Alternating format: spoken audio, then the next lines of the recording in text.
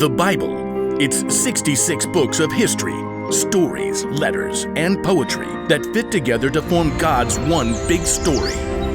The epic adventure of how He created us and loves us so much that He made a way to rescue us. As we travel through the Bible, from Genesis to Revelation, we discover people who met God and found their lives changed forever. Now, for an amazing story. Inspired by the book of Daniel. Chapter 1. Daniel was only a very young man when King Nebuchadnezzar of Babylon conquered the land of Judah. Nebuchadnezzar made sure that God's people wouldn't rebel by taking Daniel and other young men from royal families in Judah and marching them back to Babylon with him. Will we ever see our home again? Daniel's friends were just as scared and confused as he was. Where will we live? What will he do to us? I sure hope the food is decent. Daniel tried to reassure them as the imposing city gates rose ahead. God will be with us, whatever happens. The king chose the brightest and best young men from Judah and ordered that they receive special training. After 3 years, you will get to be very important and serve me. The chief official Ashpenaz took charge of Daniel and his friends. Tut. Those wishy-washy Hebrew names just won't do. You need new ones. New what? Names. Let's see. Daniel, we'll call you Belteshazzar.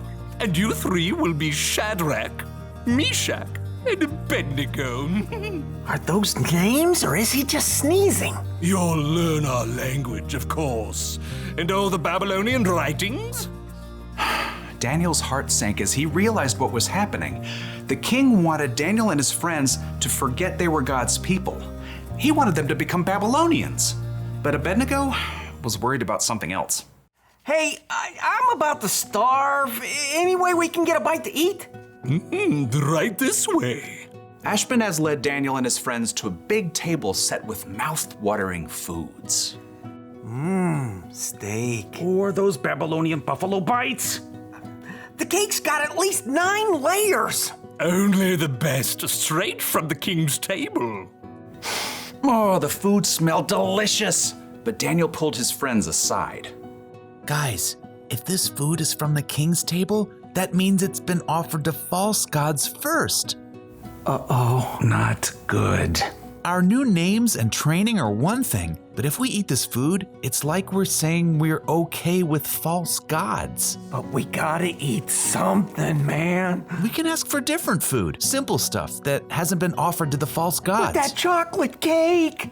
Abednego. Okay. Daniel and his friends turned back to Ashpenaz. They tried to ignore the delicious smells wafting from the table. This all looks great, but could we eat something that's not from the king's table? It doesn't need to be anything fancy. The king is my master. He's decided what you must eat and drink. What if you don't eat this and he sees you looking worse than the other young men? He might kill me. No matter what Daniel said, Ashpenaz was too fearful to listen, so Daniel approached the guard assigned to take care of them. Please, just test us for 10 days. Give us nothing but vegetables to eat and water to drink. See how we look then.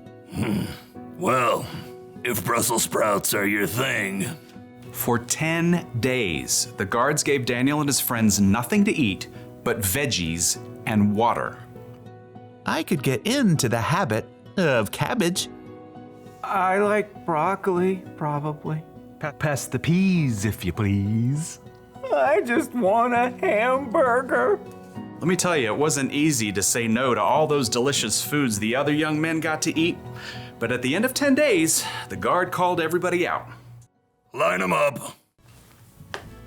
He strode past the other young men. Good. I can see you've been eating well.